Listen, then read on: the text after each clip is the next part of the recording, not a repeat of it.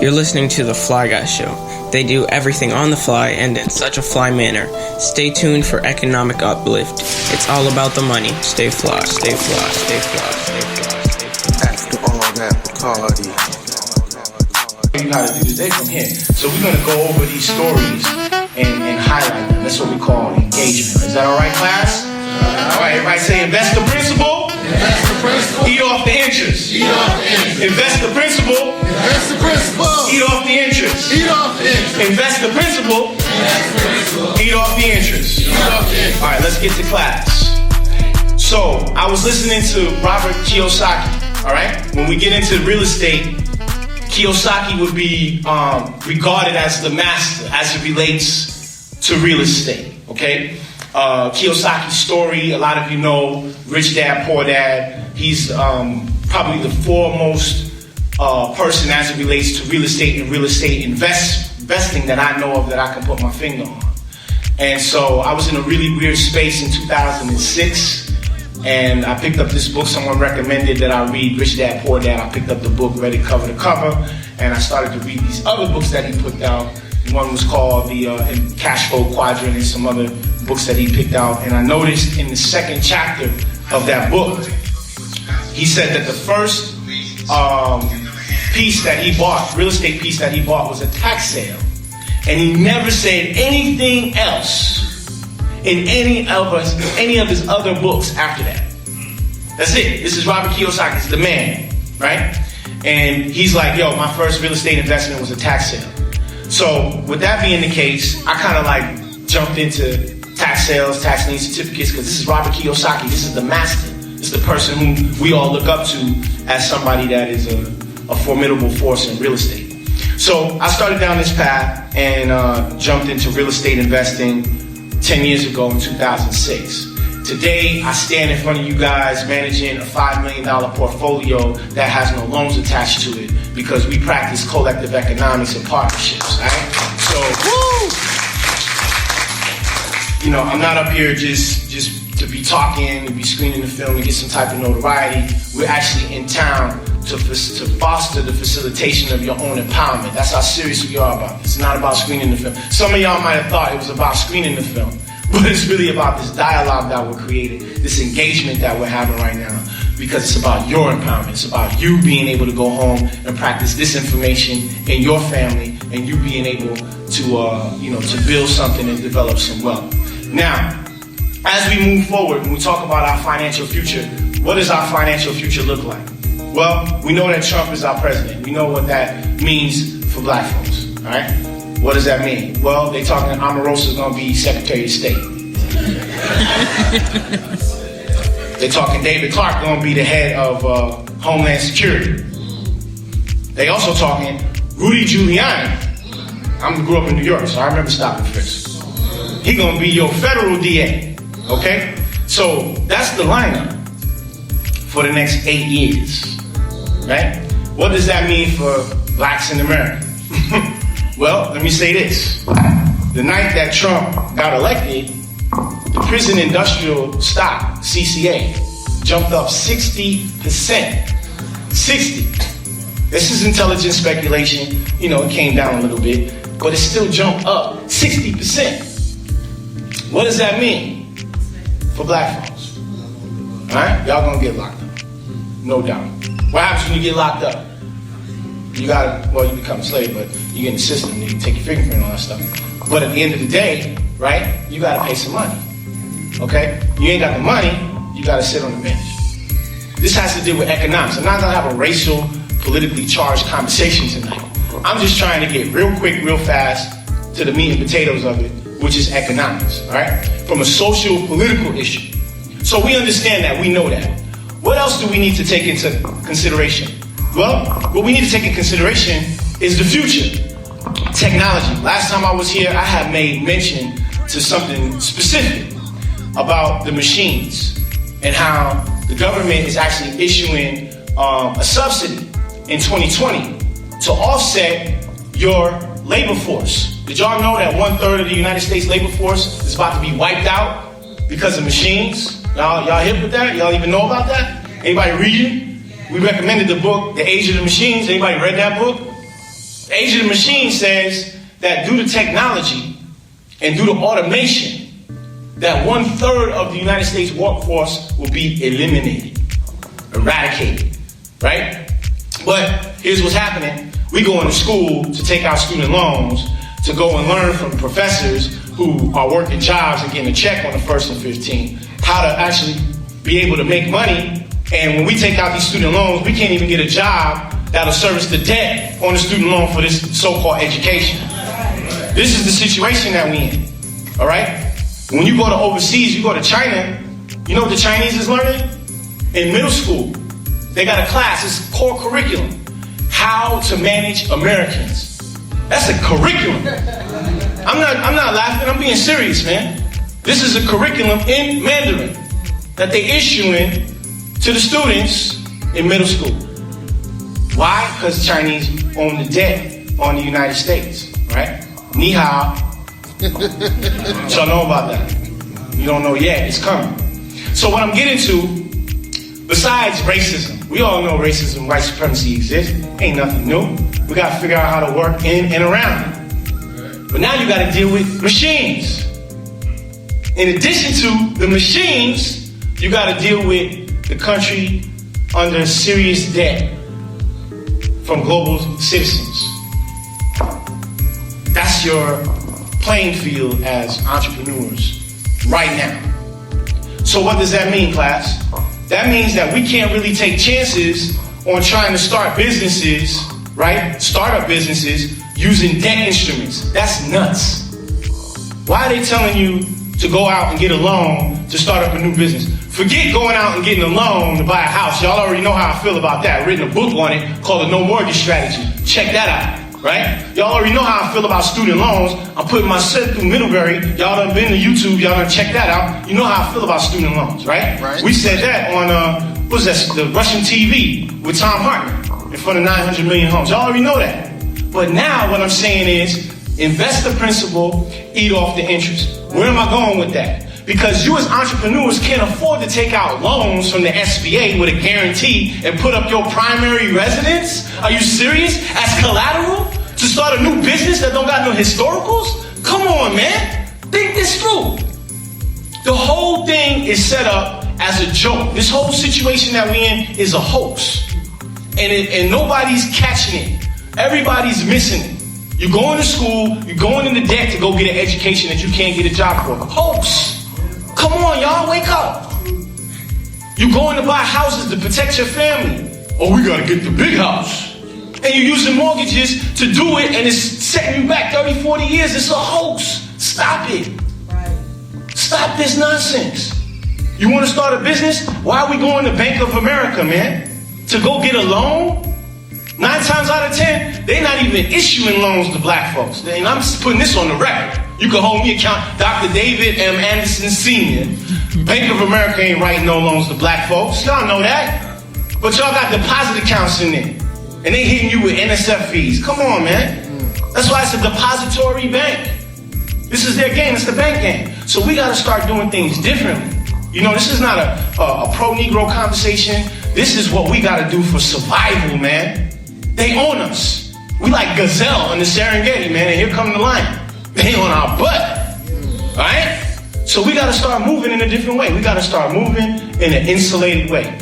On October 28th, something very interesting happened. Elon Musk, this guy, I'm a fan of Tesla. If y'all don't know who Nikola Tesla is, you got to read the book. Oh my God, this dude is phenomenal. Nikola Tesla was a genius. All right, let me just give you some backstory on this, and I'm gonna tell you about Tesla, and I'm gonna sit down. Nikola Tesla came out with a concept called free energy. Okay, his free energy concept was that energy should be free. Okay, at the same time, there was a dichotomy going on because there was another philosophy that was in the market, Con Edison. They called him Thomas Edison. His concept was about the grid tie, right? Energy should not be free, okay? And we have to explore who their financiers were. At the time, Nikola Tesla's financier was a gentleman named John Jacob Astor.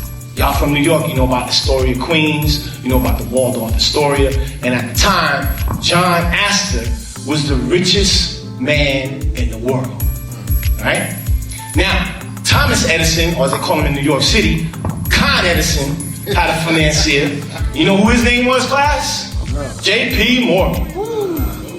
J.P. Morgan was pushing behind Thomas Edison, right? Thomas Edison, his concept was alternating current. The gentleman Nikola Tesla's concept, well, actually, Tesla helped to create technology to make direct current when Thomas Edison was still dealing with alternating current. But the philosophies were, one was trying to give electricity to everybody for free. The other one, J.P. Morgan, of course, the Bilderberg Group and all that, they was like, nah, we're gonna sell this, okay? Morgan hated John Jacob Astor so much that he was like, yo, we gotta figure out a way to kill this dude. I hate this dude. And so at a dinner party, John Jacob Astor talked to J.P. Morgan, and he revealed one of his actual dreams. This is why you gotta protect your dreams. What I'm about to tell you right now is very important. And Astor said, you know, one of my dreams is to travel with my entire family in a boat in opulence across the Atlantic. And J.P. Morgan, being the gentleman that he is, he said, oh, really? Okay, we're gonna build one. You know what they built? The Titanic. That's right, man, Google that. Who's the owner of the Titanic, class? White Star Lines. Who owned the White Star Lines, class? J.P. Morgan. Fact check all of this tonight. Alright? So, what am I getting to? The Titanic went down when it was a ship less than 20 knots away, watching the whole situation, didn't send no boats. And one of the people that was on the manifesto was the entire John Jacob Astor family. And when that ship went down, all of the dreams and all of the financing and all the backing of the free energy concept sank to the bottom of the ground, at the bottom of the ocean. 100 leagues, 1,000 leagues under the sea. Ain't nobody go and get it except for Jacques Cousteau. And a couple years ago, somebody created some technology, sent a robot down there and checked the whole situation out. Alright? That's what you're dealing with. 100 years later, Elon Musk comes and revitalizes the concept of free energy. And now we got the opportunity with Tesla. What's Tesla coming with? Well, Tesla said, hey, we're going to revamp this story of Nikola Tesla.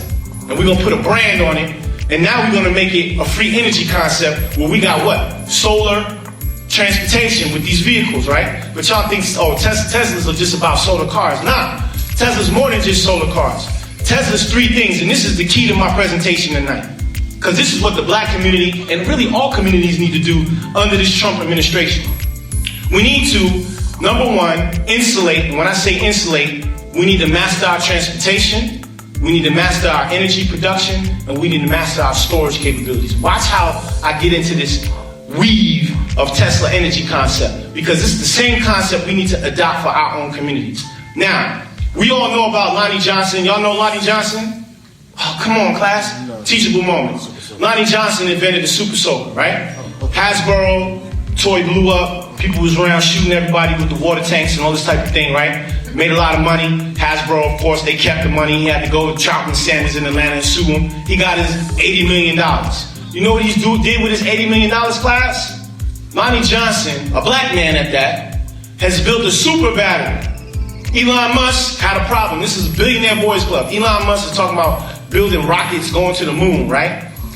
This guy has a problem. He builds this roadster. The roadster's top speed is 135 miles before it needs a recharge. So what, he got to call a black man to come fix the problem, right? So Lonnie Johnson's like, okay, I know how to fix this. I've been working on batteries. This is what we're going to do. We're going to create a super battery.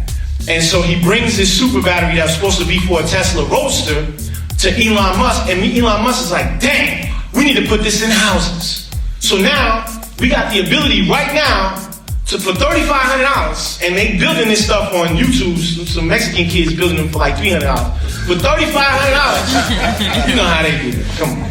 That's my people, orderly homes, right? So the Tesla batteries, the $3,500 batteries, right, is going in your house as a storage component. Follow this now, okay?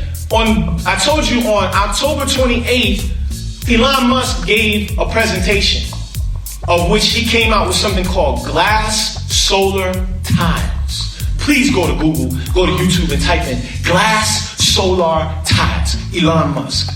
What are these tiles? These tiles are like shingles. They got them in glass tiles. They got them in covered tiles. They got them in slate tiles. And the tiles are the same cost as it would cost you for shingles. Okay? Follow me.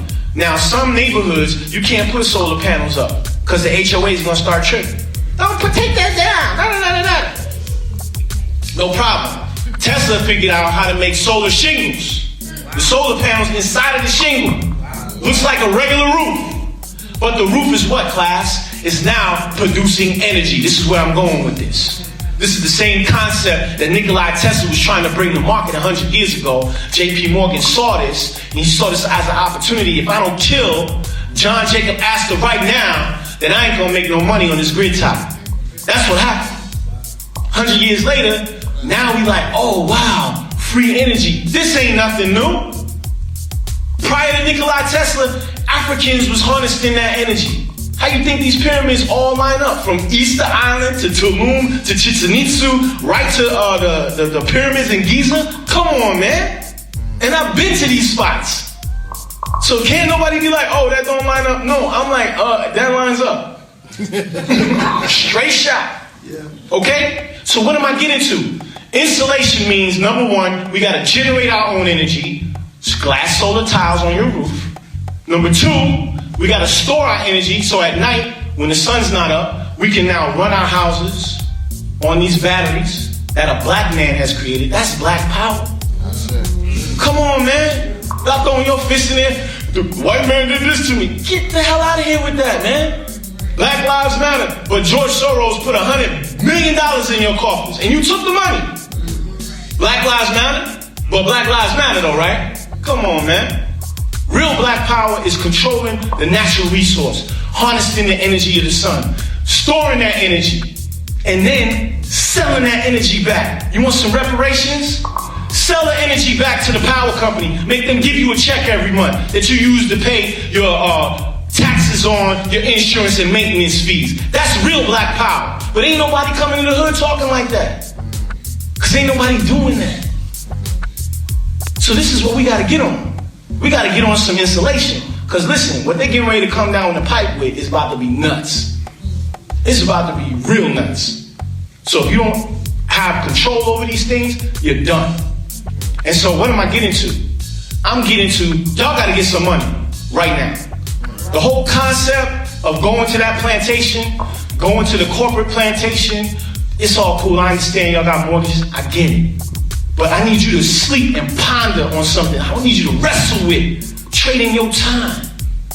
Somebody is telling you that you only work $20, $30, $40, $50 an hour. You serious? Cornell University cut me a check for 15 racks for a 90-minute with a 15-minute Q&A after they screened Generation 1. And I even finished Morris Brown College. This is the S.C. Johnson School of Business, Cornell. But we trading our time for $10 an hour. What kind of... Come on, y'all better than that, man. What's wrong? You don't believe in yourself? Somebody told you you can't do it? I got ideas, Dr. Anderson. I got ideas. You went and told your mom about your ideas? I told my mom about my ideas before 2006. She told me, you need to get a job. You need to get you a real job with some benefits and 401k. You got ideas. You need to go idea yourself and get you a job. That's what my mom told me prior to 2006. In 2006, I made my first thing. She started talking like it's 2016, mama. I'm just saying. If you got ideas, stop talking about your ideas. Start focusing on your ideas. You can't just leave the plantation tomorrow. You gotta prep for that. Put some houses up underneath you. Let the assets feed you. I'm about to start rapping. What's the beat? I'm just saying. This is what we gotta do. We gotta insulate, man. The Trump is the president. So if you at your job and you hate your job, and listen, I went today this morning, I had to go deal with something, right? I gotta tell y'all this story and I'm gonna step out the way and let you close this thing out. I went to the courthouse today. I had to go into judge's chambers, real estate matter. and I had to deal with one of the final orders was unsigned by Judge Glanville. All right, so I had to go into chambers and get him to sign it. So I come into chambers, they like, the jail's over there. I was like, man, come on. I was like, yo, can you, deputy, can you go get the assistant for the Judge Glanville, please? Well, who are you? Well, just let them know I got some documents I need the judge to sign. Dr. Anderson's outside. Okay, all right, I'll go get him. So long and short, one of my deeds wasn't signed on. So I had to go inside and get it signed on. And then when the judge signs this stuff, you gotta go take it downstairs and get a stamp file. So long and short, I get downstairs and I got the hat on. Let me show y'all how I was rolling. I was rolling just crazy this morning. Come inside, you know, she behind the glass. I'm like the first person. And she all breathing hard, looking at me.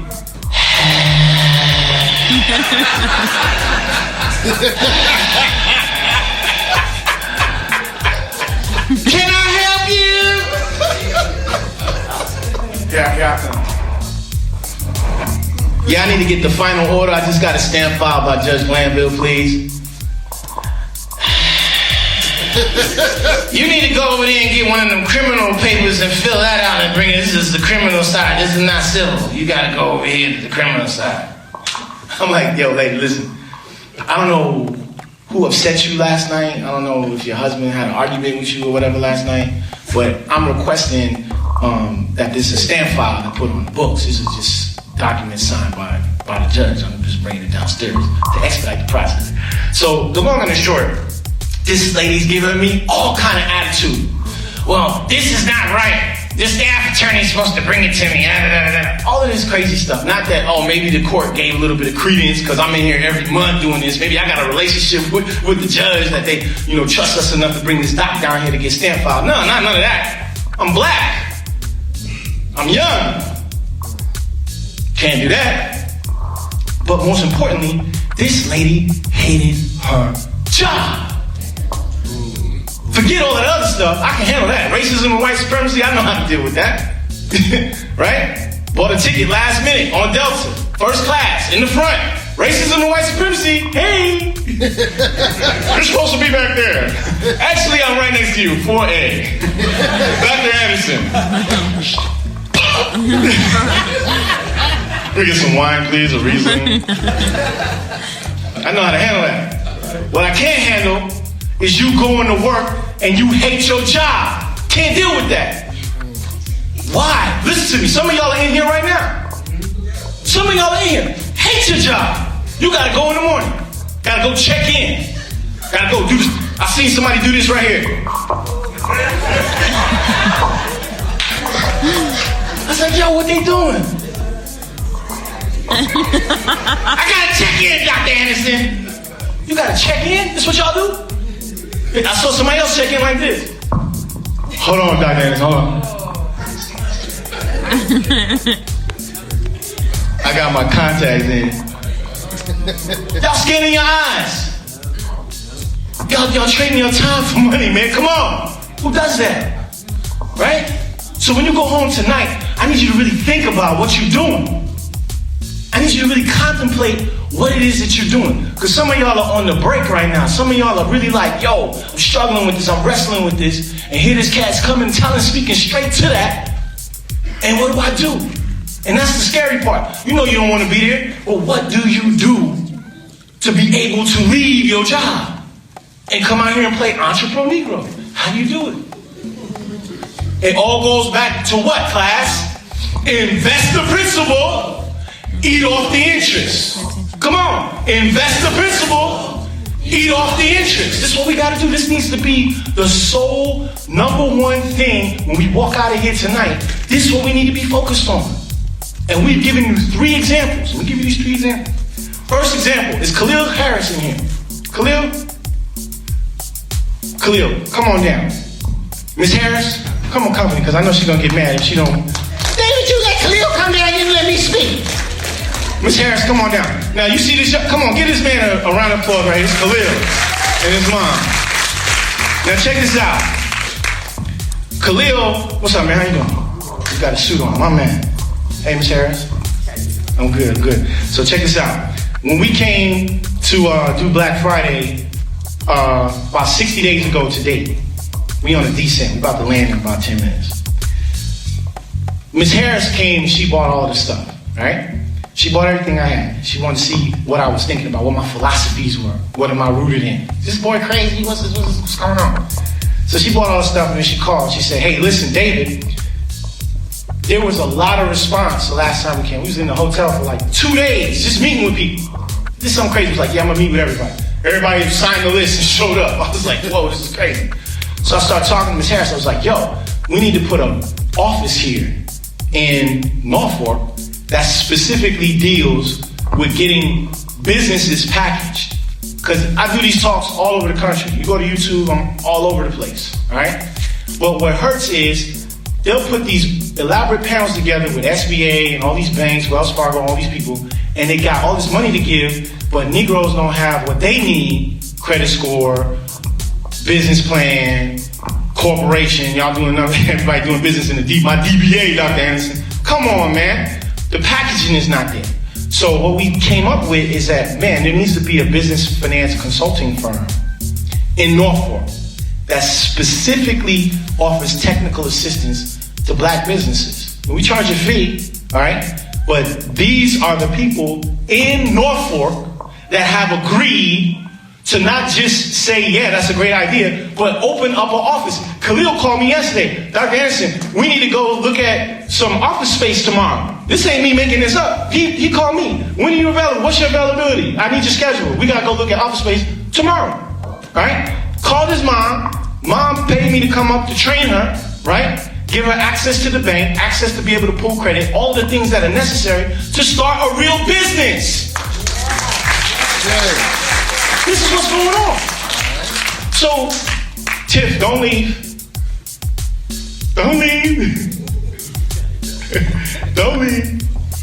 So this is what's going on here, all right? So you guys have an opportunity to engage, all right? You got an opportunity to engage if you have a business. So it's not just about me saying, hey, you know, blah, blah, blah, blah, blah, blah. Now there's an actual business, there's an actual facility here that you can go to get help with your business. So I say that to say, if you have a business idea, if you need a business plan, if you need something, you know, Ms. Harris and Khalil, they're here, and they're going to be able to help you guys to get your businesses going and get the funding that you need for your business. And we're serious about that, all right? So when we get out of here tonight, they're going to be hanging around, and they'll be in the back, and we can give you the information to be able to do that, all right? So give them a round of applause for jumping out here and getting business going. Also, on Saturday, I'll give you some information on that, but we're going to be training as well, all right, at the hotel. So for those of you that want to do some business training, we'll be able to do that as well. So thank you guys for coming out tonight. Give them a round of applause as they go to their seat. I wanted to grab Tiff because she just jumped out to go to the restroom or whatever. But I'll just share her story real briefly. She's very shy. But Tiffany had an opportunity to, you know, do the tax liens, and she made an amazing move with the tax lien certificates, all right? So we want to celebrate her as well. Her net worth just went up. It's over $1.5 million. So she actually did something to take a stance on her economic empowerment. My third story that I wanted to share with you guys is Dr. Jewel Tankard, all right? Now, you've seen her on her husband, you know, he's Ben Tankard. He's a superstar, celebrity gospel producer. You watch her on Bravo.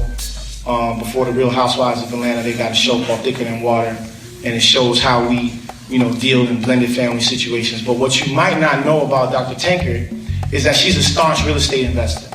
And one of the things that that has really amazed me about her is that she speaks to black women, all right? So the platform of Blackonomics, people sometimes are like, man, what's this Blackonomics stuff about? You know, some people's like, oh, is this guy a racist? No, he's a Republican undercover. Republican values are the same as what Malcolm was talking about with black economics. Some of that. You know? But we don't read, we don't do our research, we don't know these things. We don't even know that actually the Republican Party was started by black folks. You know what I'm saying? But, you know, we don't do no history. We say, oh, Republicans is wrong. But one of the things that I'm amazed about with Dr. Tankard is that she speaks to women. So just like we speaking to those people who are at the corporate plantation and they trapped, they're trying to figure out, well, how do I leave? I don't believe in myself enough to go trade money for time. She's speaking to women. What I did not know prior to meeting her is how much black women struggle with just basic issues in business. I didn't know this. I just thought it was just something simple. You know, sometimes it's hard for women to ask their husbands for money because it's an argument. What do you need the money for? We married. Why I gotta tell you what I need it for? I need some money. Everybody run their household different. So she's speaking and hitting the drum, right? On a whole nother dynamic that's empowering black women. It's never been done before. Never been done before. We got all these people out here. Susie Orman, the worst financial advisor ever. And targeting black folks, telling y'all to go to K Jewelers and open up accounts to build credit. And K Jewelers was just on the front cover of the New York Times for selling cloudy jewels. If y'all know anything about jewels, as a loan broker, I had to get certified through the Gemological Institute of America to be able to look at stones. So I can look at the loop and tell you if this stone is an F1, VVS, all this type of stuff, because this is what people would bring in to do major loans. We'd have to do something called hypothecate the stones for like $100 million loans and $50 million loans. This is the type of stuff that we do. Esoteric transactions, right? So K Jewelers is selling you a flawed stone that you paid a premium for. That's their business model, flawed stones. But they saying, these are the clearest stones ever from De Beers facility in South Africa. And you can take out a line of credit to build your credit. K Jewelers. And this was Susie Orman is recommending to y'all. So what we're saying is, we got our own people in our own community that's operating in excellence. And y'all need to hear from them. Y'all need to know their platforms. Because what she's about to tell you about is on another stratosphere. And tomorrow, if y'all don't come to this meeting tomorrow, it's on y'all. It's straight up on y'all. Because what she's about to tell you about with this foreign currency exchange is nuts. All right? So even if you don't have $50,000 or $10,000 or $5,000 to invest in real estate through tax lien certificates, even if you don't have $20,000 to open up a brokerage firm, to do loans, do loan brokering, you could take $500 and get on the MetaTrader and start trading. That's something that everybody can do tonight, all right? So listen, I'm gonna step out the way. Y'all welcome up Dr. Jewel Tankard so she can talk to y'all about this foreign currency. I appreciate y'all time. I appreciate y'all listening. Went to sleep. Wasn't that so good? I was so good. He gave you a lot to think about. So, how many ladies in here? Let me hear all the ladies. All right, ladies, yeah. Don't you want to have your own money? Yeah, you know, my husband is very good to me, but I like having my own money because I don't want to have to call and ask for permission to buy 5 pair of shoes or buy a house or buy whatever. I want to be able to have my own money. So I think that every woman should. I think it's very empowering when a woman has her own money and doesn't have to depend on her husband or her boyfriend or the government or anybody. And so I'm really passionate about that because I've seen so many women who are left at the bottom of the totem pole, you know, when, you know, maybe the husband dies or maybe he gets sick and they don't even know how to pay bills. And I think it's just very humiliating and degrading to have to ask your husband to make a couple $100 decision. Like, come on, you are a grown behind woman. You need to learn how to trust your own instincts. And it doesn't mean that you don't share it with them, but at the end of the day, everybody's risk tolerance is different. There are deals that Ben wants to do that I'm not interested in. And there are deals that I want to do, like some of the property that I bought with the tax lien, with our real estate company. Ben wasn't interested in doing that. And that was fine. I was like, honey, you don't have to do it. But I want to do it. Come on, somebody. You know, and then he bought a beach house in Florida. He said, baby, you want in on this? I said, no, but I enjoy the benefits. So you have to learn how to respect your own risk tolerance, okay? Now, let me tell you what's going on right now because you literally can turn your phone into an ATM machine. How many of you have ever traveled out of the country?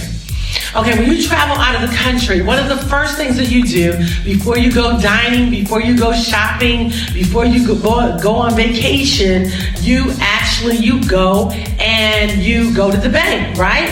And so let's just say you were leaving America to go to Europe for a 2-week vacation. You would go to the bank, and depending on if the value of the dollar was greater or lesser than the value of the euro, it would depend if they gave you more euros back or less euros back. Everybody got that? Yes. So that's trading foreign currency. So the banks have been doing it for over 100 years, and now they've opened it up to the private sector. And so literally right now, I am traveling all over, not just the United States, but the world, helping people to start trading foreign currency. It is a wealth-building skill set that you will have for the rest of your life. When you look at the George Soroses, which Mr. Anderson mentioned, when you look at Warren Buffett, all of those guys, most of them are trading foreign currency. Now, the crazy thing about it is the technology that we have access to is extremely innovative, okay? We actually have a financial app.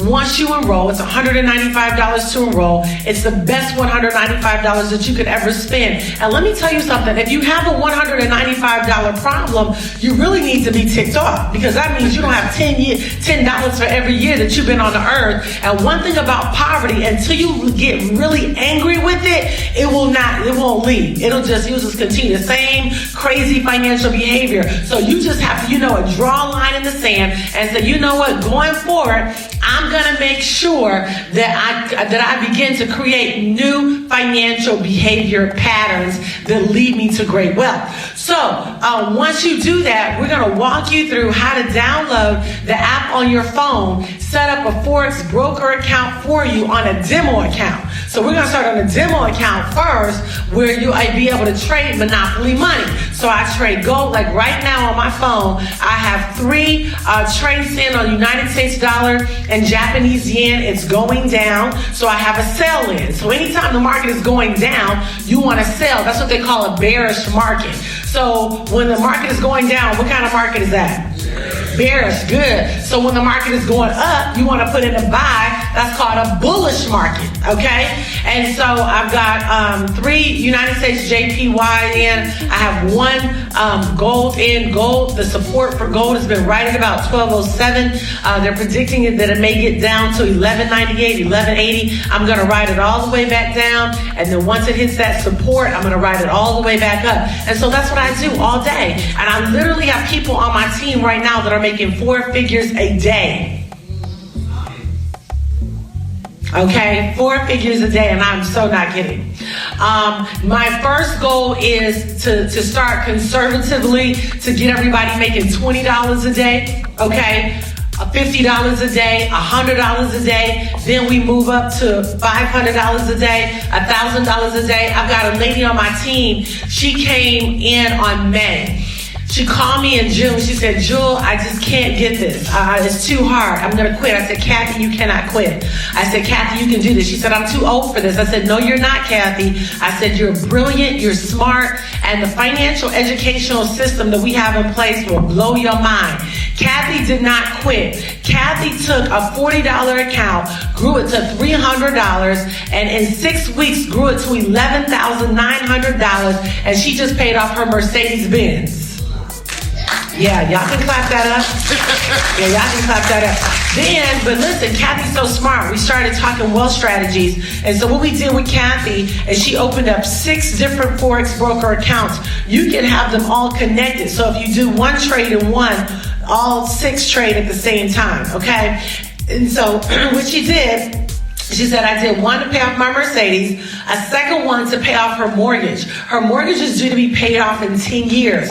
Kathy is paying off her mortgage within 12 to 24 months because she's trading foreign currency on her phone. Because when you think about trading foreign currency, usually you would think you'd have to be in front of a computer all day long. No, you can put the trade in the morning and go on about your business. So while everybody's watching the film, I was watching it, but I've seen it so many times, traveling and everything with it. I was on there like, oh, let me put this trade in. Oh, let me close this one out, okay? It is like the most exciting thing that you will ever do. Like, it is so much fun. So yeah, you start off on a demo account. After you do that for a couple of weeks, then we move you over to a live account. With your live account, you can actually start a live account with as little as $20. We recommend $300 to $500, but you can really start with $20. We have a college student who his name is Bryson. Bryson is 20 years old. Bryson started a Forex broker account with $10, and in a month and a half, he grew his account to $6,000. Bryson did not have to get a job this summer because he's done so well. And you don't have to let it sit in there for any time frame. You can pull your profit every single week. I tell everybody, listen, pull your profit. As a matter of fact, it's doing so well that when we were at Clark University filming, I got a chance to talk to the finance director. They called me back and said, we want you to teach our students next spring semester how to trade foreign currency. And they're putting together a whole blueprint because I do a full training. But we have live webinars every day. We have live conference calls every day. The trading community is nuts. It is absolutely crazy, and I'm really passionate about our people really getting this education, because this has definitely been something that has been dominated by our white brothers and sisters have done very well in it. But I want our people to be educated to know that you can make money. Listen, getting rich is not hard. You just have to connect and get a skill set and hang out with people that are smarter than you. Stay fly, stay fly, stay fly, stay fly, stay fly. After all that Bacardi.